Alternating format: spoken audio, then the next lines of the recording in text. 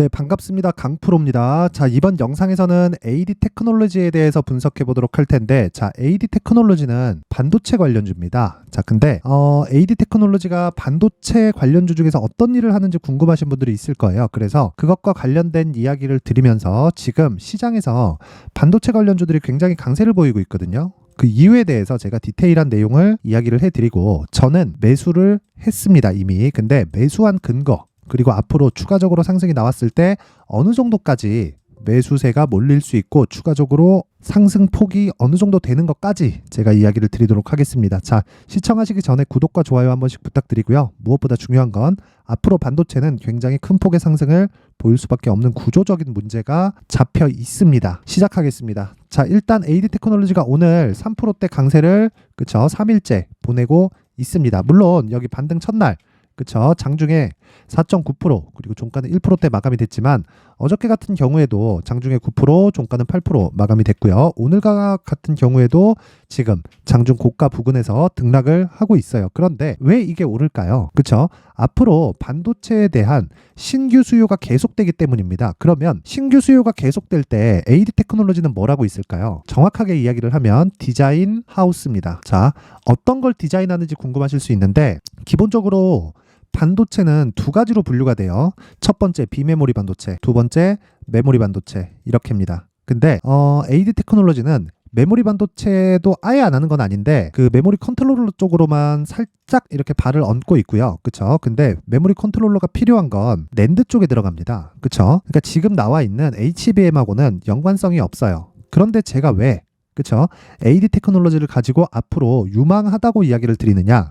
자, 비메모리 반도체 때문입니다. 그리고 디자인하우스는 비메모리와 밀접한 연관이 있습니다. 자, 비메모리 구조에 대해서 이야기를 드려볼게요. 첫 번째, 설계 기업이 있습니다. 설계 기업이 공장으로 맡겨요. 그게 어디예요? TSMC 많이 들어보셨을 텐데 대만에 있는 회사입니다. 여기서 여러 고객들을 가지고 있죠. 애플도 설계를 해서 TSMC에 넘기고요. 엔비디아도 설계를 해서 TSMC에 넘깁니다. AMD도 설계를 해서 TSMC에 넘깁니다. 유일하게 인텔만 자사의 공장을 사용을 합니다. 이 공장을 뭐라고 하느냐? 파운드리 업체라고 합니다. 여기는 설계도를 받아서 제품을 만들어주는 거예요. 그리고 마지막 단계를 패키징이라고 합니다. 그 패키징까지 못해요, TSMC는. 그래서 삼성전자가 삼성 파운드리에서는 패키징까지 완제품으로 내보내는 것까지 하고 있는 거예요. 그런데도 불구하고 TSMC가 이쪽 파운드리 쪽에서는 막강한 영향력을 가지고 있습니다. 시장 점유율이 50%가 넘어요. 그런데 자, AD 테크놀로지는 원래는 TSMC 쪽에 이 디자인하우스 파트너였어요. 그러면 자, 지금 설계 기업이 있고 여기 뭘 한다고요? 공장에서 찍어내는 기업이 있다 그랬죠? 근데 이게 미세화 공정이 들어가는 거기 때문에 아무 공장에서나 나올 수 있는 게 아닙니다. 이게 무슨 얘기냐? 자, AD 테크놀로지가 강세를 보이기 위해서는 수주가 많이 나와야 되죠. 일을 많이 해야 되잖아요. 그러면 기본적으로 설계 기업에서 새로운 제품이 많이 팔려야 되고요. 그러면 그럴수록 공장 가동률은 높아지게 되고, 그럴수록 뭐가 돼요? 디자인하우스가 가동률을 높이기 위한 도움을 줍니다. 설계도를 이쪽으로 들어가서 이쪽에서 필요한 부품이나 소재들을 다 구비를 해서 이쪽으로 넘겨주는 거예요. 넘겨주면 여기선 정말 찍어내기만 합니다. 그리고 이렇게 하고 어떤 장비 쓰고 요거 쓰고 저거 쓰고 이렇게 써서 딱딱해서 싹 돌리면 완제품이 나옵니다. 여기까지 하는 게 디자인하우스고 AD 테크놀로지가 하는 일이다.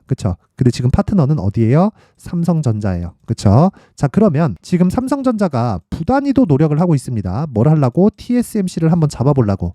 개인적으로 불가능할 거라고 생각합니다. 이렇게 말씀드려서 죄송하지만, 근데 점유율은 조금씩 높아지고 있어요. 참고로 말씀드리자면 엔비디아에서 지금 AI 반도체라고 불리우는 것들이 4000번대 그 GPU거든요. 근데 이 전 세대 3000번대는 삼성 파운드리에서 맡아서 했습니다. 그러면 AD 테크놀로지도 엄청난 상승세를 보였겠죠. 그 내용을 보여드리겠습니다. 자, 19, 20. 그 뒤에 TSMC로 넘어가니까 주가가 쭉 빠집니다. 근데 지금 엔비디아에서 뭐가 있어요? AI 반도체 수요가 터져 나간다 그러죠. 그러면 TSMC에서 모든 물량을 감당하지 못할 수도 있습니다. 그랬을 때 삼성 파운드리로 올 가능성도 있고요. 5,000번대로 넘어가는 시기가 아직 조금 걸릴 겁니다. 한 1년 정도 걸릴 거예요. 그런데 5,000번대가 나왔을 때는 삼성 파운드리에서도 다시 기회가 있다. 그리고 삼성전자는 막강한 자금력, 그렇죠? 그리고 설계를 제외한 나머지 모든 것이 올인원이 가능합니다. 패키지까지. 그쵸? 패키징이 뭐냐면, 자, HBM 있죠? HBM은 기본적으로 패키징 기술이에요. 패키징 기술이 뭐냐? 마지막에 제품을 쫙쫙쫙쫙쫙쫙 만들어서 완제품까지 나오는 것을 의미를 하는데, 이 완제품을 딱 낼 때 패키징을 딱 하는 거예요. 그게 HBM이에요. 뭐라 그러냐면, 자, 보세요. 완제품 하나 만들어. 그리고 두 번째 거 만들어. 세 번째 거 만들어. 네 번째 거 만들어. 이렇게 만들어서 적층을 쌓아요. 층을 딱딱딱딱딱 쌓아가지고 데이터가 전송할 수 있는 길을 넓혀 놓은 겁니다. 이게 HBM이에요.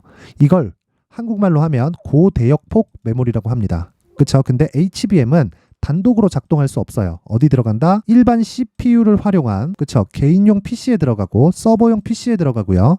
그쵸? 클라우드 그 서버에 들어갑니다. 그리고 GPU, 여기에는 뭐가 들어가요? 그래픽 메모리가 들어가죠. 그쵸? 여기에 사용되는 게 HBM입니다. 근데 이쪽으로 계속 사용하면서 단가가 낮아지잖아요. 개인용 PC 쪽으로도 들어올 수 있습니다. 이런 부분을 절대 배제하지 말자. 그런데 이쪽의 수요가 늘어나면 늘어날수록 뭐가 늘어나요? 비메모리에 대한 생산량을 늘려야 되는 상황이 벌어지는 겁니다. 그럴수록 HBM에 대한 성장, 그쵸? 그리고 TSMC에 대한 생산력의 한계, 그쵸? TSMC에서 계속 납기를 못 맞추게 되면 어떻게 되나요? 그쵸? 출시일이 계속 딜레이 되겠죠. 밀리고. 상황이 안 좋게 될 거 아니에요.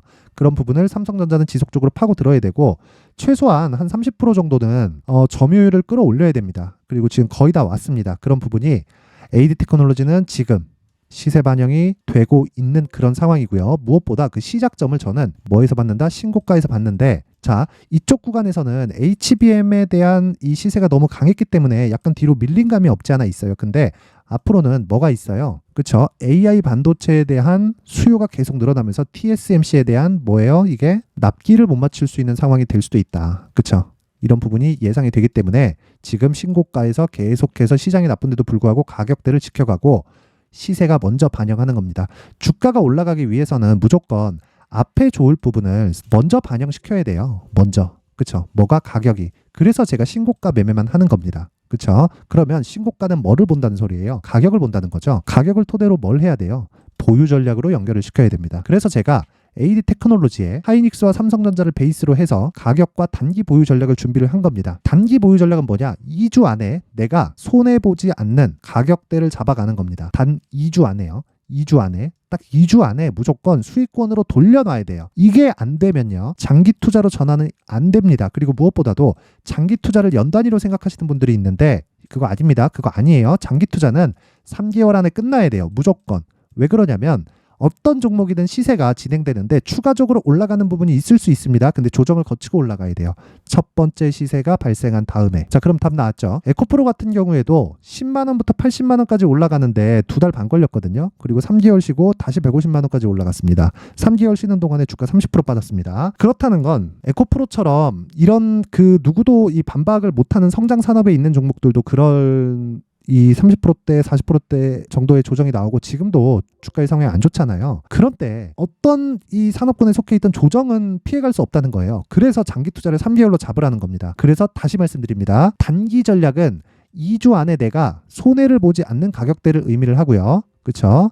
그 가격대를 디테일하게 잡아야만 내가 최장 3개월 정도까지 진행을 할 수 있다. 근데 AD 테크놀로지는 뭐다? 반도체 종목이죠. 그렇죠? 그래서 대형주의 움직임을 반드시 체크를 해야 됩니다. 대형주의 움직임을 체크하지 않으면 내가 언제 매수해야 되는지 가격만으로 대형주가 그냥 위에서 밀어버리면 끝나요. 그렇죠? 그래서 대형주를 베이스로 가격과 단기 보유 전략을 만들었을 때 2주 안에 나는 수익권으로 전환시킬 수 있고 충분한 수익권이 바닥 구간에서 확보가 된다. 그럼 어떻게 돼요? 최장 3개월까지 늘려가면서 대박 구간까지 들어갈 수 있다. 그렇죠? 여기까지는 가봐야 되지만 이건 가격으로 인해서 커버를 할 수 있습니다. 자, 이 내용을 제가 19페이지에 걸쳐서 정성스럽게 만들어 놨는데, 자, 그래도 만든 사람의 성의를 생각해서 최소한의 성의를 보여주시는 분들에 한해서만 제가 AD 테크놀로지의 가격과 단기 보유 전략을 공유해 드리도록 하겠습니다.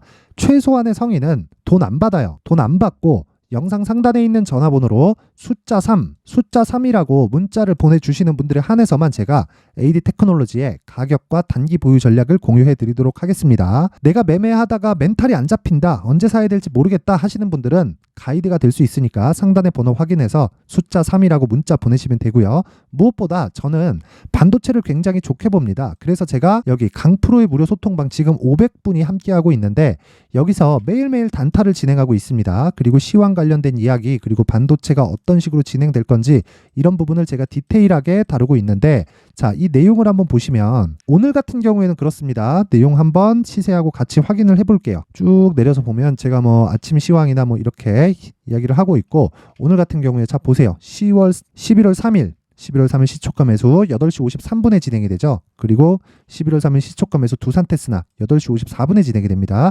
하루에 한 종목에서 최대 3종목까지 진행을 하는데 단타 비중에 맞춰서 진행을 하면 되고, 동일한 비중으로 들어갔을 때 평균 수익이 계속해서 잡히게 될 겁니다. DIT 먼저 보겠습니다. DIT 같은 경우에 지금 13%대 수익권에 진입을 했고요. 자, 내용 한번 확인해 보면 이미 11시 59분에 10%대 수익권에 들어와 있습니다. 그럼 DIT가 뭔지 궁금할 수 있는데 DIT도 반도체 종목입니다. 그쵸? 왜 반도체를 한다고 말씀드렸죠? 삼성전자와 하이닉스가 시장보다 강하기 때문이고, 하이닉스는 신고가를 내버렸어요. 주가가 올라가기 위해서는 어떤 내용이 있어야 된다? 앞에 좋을 내용이 있어야 된다. 그쵸? 근데 그 내용을, 앞에 좋을 내용을 내가 먼저 모를 수도 있죠. 그쵸? 아니, 공개되기 전까지 모를 수도 있잖아요. 근데 주가 먼저 올라가 버린단 말이에요. 그 시작점이 신고가라는 겁니다. 그런 부분을 알았을 때 DIT 같은 종목을 매매를 해서, 즉 삼성전자와 하이닉스를 토대로 DIT 같은 종목을, 즉 중형급 종목을 매매를 해서 내가 뭘 한다? 단기간에 10%대의 수익 구간에 내가 들어갈 수 있다. 그쵸? 근데 이런 부분이 오늘 하루로 끝나는 게 아니에요. 어저께 같은 경우에도 보면, 자, 내용 한번 확인해 보세요. 자, 11월 2일 LNK 바이오 DIT. 그쵸? 시간 언제 나갔나요? 8시 52분 11월 2일 날에 어떻게 됐어요? 어저께도 몇 프로? 10%대의 수익이 나왔습니다. 자, 매도하는 구간도 제가 실시간으로 이야기를 해드리지만 간단하게 팁을 하나 드리자면, 자, 일단 시초가에 들어간 종목은 첫 번째, 상한가를 가지 않으면 매도한다. 종가에. 그리고 분봉에 장중에 움직임 체크하는 부분이 있는데 그건 내용이 길어질 수 있어서 오셔서 들으시면 되고요. 무엇보다 상한가를 가지 않고 보유하는 경우가 있기는 있습니다. 그건 대형주의 움직임이 뒤에서 탄탄하게 받쳐주고 있을 때입니다. 그쵸? 대형주가 빠지지 않아요. 쉽게 빠지지 않습니다. 쉽게 빠지는 종목은 쉽게 빠지지만 안 빠지는 종목은 안 빠집니다. 시장이 아무리 급락 나와도. 이번에 하이닉스 보세요. 안 빠지잖아요. 그쵸? 이런 일이 왜 벌어질까? 생각을 해보면 간단하게 이해가 가능합니다. 차기 주도주가 될 수 있다. 그렇죠? 그러면 AD 테크놀로지로 그 부분이 연결될 수 있다. 물론 AD 테크놀로지가 올라간다 그래서 시장이 올라가는 건 아니에요. 그런데 AD 테크놀로지가 올라가기 위한 조건인 삼성전자와 하이닉스의 시세가 유지되고 있었을 때 시장은 올라갈지는 몰라도 떨어지진 않는다. 그렇죠? 그리고 시장이 혹시 떨어지더라도 삼성전자와 하이닉스가 이미 탄탄하게 자리 잡고 있으면 어떻게 된다? 추가적으로 시세가 계속해서 진행이 된다. 이런 부분을 제가 어디서 한다? 강프로의 무료 소통방에서 이렇게 실시간으로 진행을 하고 있고요. 오늘도, 어제도, 그리고 이틀 한 3일 전에는 아시아나 IDT를 매수해서 상한가에 보유를 했습니다. 자, 10월 31일 날 아시아나 IDT, 그쵸? 이런 식으로 매매가 진행된다. 자, 그래서 나도 신고가에 대한 이해를 하면서 당일, 그쵸? 매매를, 그쵸? 단타 매매를 한번 해보고 싶다 하시는 분들은 강프로의 무료 소통방으로 입장을 하시면 되고요. 내가 이 주식 투자를 하면서 멘탈이 안 잡히시는 분들은 그냥 들어오시면 됩니다. 상단에 전화번호 확인해서 참여라고 문자 보내주시면 제가 한 분 한 분 빠짐없이 입장 링크를 공유해 드리도록 하겠습니다. 주식시장에서 가장 중요한 건 멘탈이에요. 제가 멘탈 확실하게 잡아드리겠습니다. 내용 정리 한번 갈게요. 주식시장에서 가장 중요한 건 대형주의 움직임이다. 그쵸? 대형주의 움직임이 앞으로 차기 주도주가 뭐를 만들지를 만들어내고요. 무엇보다 우리가 중요하게 생각해야 되는 건 한 가지 내용이다.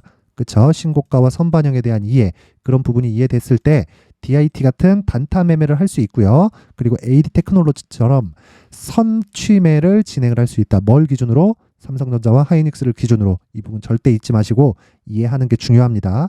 항상 시청해 주셔서 감사드리고요. 이번 영상은 여기까지 하겠고, 반도체는 정말 중요합니다. 이해하셔야 돼요. 자, 이제 23년도 다 끝나가지만 매매를 하시면서 스트레스를 받으시는 분들이 있을 수 있습니다. 시장이 항상 그렇긴 하지만 그래도 제 구독자분들과 시청해주시는 분들을 위해서 앞으로 차기 주도주가 될 수 있는 대시세 종목을 준비를 해왔습니다. 물론 단타에 목말라 하시는 분들이 있을 수 있습니다. 자, 그런데 단타의 문제는요, 위험관리입니다. 단타에서의 위험관리는 손절 말고는 없기 때문입니다.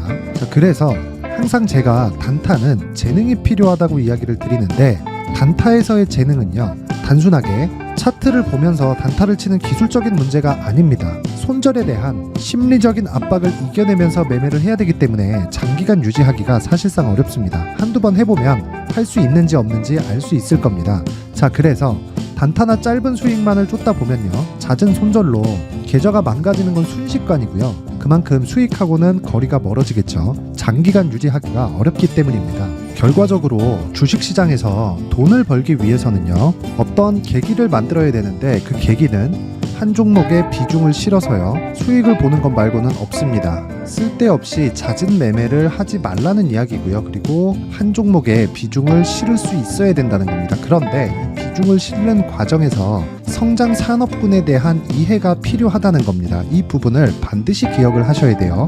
자, 이런 성장 산업에 대한 구조와 제가 앞서 말씀드렸던 신고가 그리고 선반영 구조에 대해서 이해를 했을 때 이런 매매를 할 수 있게 됩니다.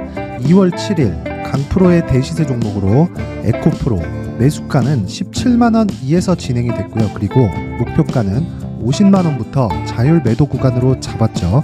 예상 수익 범위가 200% 이상으로 되어 있는데, 신고가 이후에 선반영 평균치가 200% 이상이기 때문에 그렇습니다. 자, 그런데 에코프로가 2차전지 양극재 기업이죠. 자, 근데 2차전지 양극재는 친환경이라는 범주 안에 속해 있다고 보시면 됩니다. 근데 제가 항상 이야기를 드리죠. 시세는 항상 연결된다고요. 앞으로 나올 대시세 종목도 이런 친환경이라는 성장 산업군에 포함되어 있어야 됩니다. 자, 이런 성장 산업군에 포함되어 있는 걸 확인한다면 이 내용처럼 세 가지의 공통점을 가지고 있습니다. 1년에 많은 종목이 발생하지 않고요. 그리고 세력들의 장기간 매집 구간이 확인돼야 되고, 그리고 상승하기 시작하면 평균적으로 3개월 정도의 상승 구간을 보이기는 하지만 제가 2개월이라고 작성을 해온 건 한 가지 내용 때문입니다. 한 달은 확인하는 과정이 필요하기 때문입니다. 이게 무슨 얘기냐면 성장 산업에 대한 부분, 그리고 이런 공통점, 여기다가 기술적인 내용을 다 포함을 시키더라도 절대적으로 가격이 우선적으로 반영이 되는 것이기 때문입니다. 에코프로도 마찬가지예요. 이런 내용을 토대로 제가 4분기 대시세 종목을 준비를 해왔습니다. 자, 장기간 하락하면서 최악의 국면을 거쳐왔고요. 이 구간에서 먼저 하락을 했다는 건 앞서 말씀드렸던 내용처럼 고가에 대한 부분이 아니라 저가, 즉 나쁜 부분을 반영한 이후에 신고가를 발생을 시켰다는 건 앞으로 좋을 부분을 반영이 되고 있다는 거죠. 그런데 본격적인 시세는 신고가 이후라고 말씀을 드렸고, 지금은 매물 소화 과정을 보내고 있습니다. 앞서 말씀드린 대로 가격 먼저 분석을 끝냈죠. 그리고 나서는 정부 정책의 방향과 맞는지를 체크를 해야 되는 겁니다. 2023년 대시세 종목인 에코프로도요, 정부 정책의 방향에 맞는 종목이라고 볼 수 있겠죠. 물론 이런 종목들도요, 신고가 이후에 시세를 낸다는 건 반드시 기억하고 있어야 됩니다. 자, 이런 내용을 토대로 23년 상반기 에코프로와 같은 대시세 종목을 준비를 해왔습니다. 자, 하반기 대시세 종목은 영상 상단의 전화번호로 대시세라고 문자를 보내주시는 분들에 한해서만 공유해드리도록 할 테니까 영상 상단의 전화번호 확인해서 하반기 대시세 종목으로 큰 수익 내셨으면 좋겠습니다.